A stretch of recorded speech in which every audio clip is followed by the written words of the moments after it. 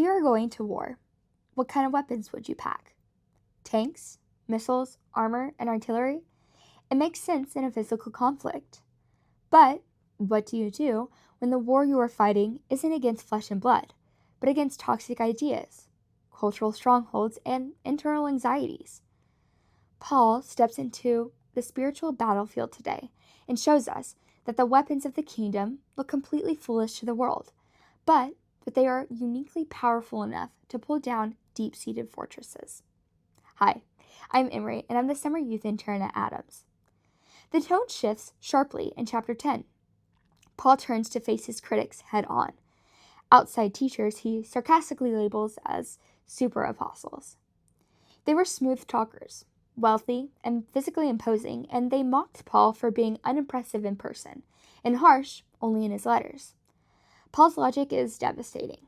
He refuses to fight by worldly standards of bragging status and charisma. He fights with the meekness and gentleness of Christ. Our weapons are spiritual, designed to demolish arguments and take every thought captive to obey Christ. Now, returning to N.T. Wright in Paul for Everyone, he explains the nature of these ideological fortresses.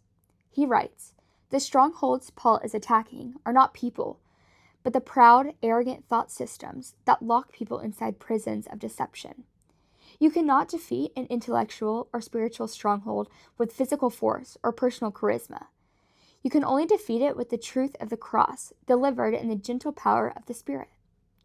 Wright highlights that when we try to defend our faith using worldly tactics like shouting matches, manipulation, or personal attacks, we are actually using the enemy's weapons and losing the battle before it starts.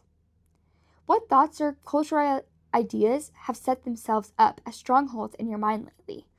Maybe it's a fortress of anxiety, a stronghold of political anger, or a wall of pride. Paul's charge to us at Adams Blvd today is to take those thoughts captive. Don't let your mind run wild.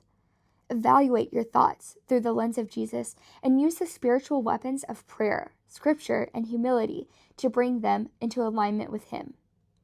Read through chapter 10 today. Notice the shift in intensity of Paul's fights for the hearts of his spiritual children. I'll see you tomorrow for chapter 11.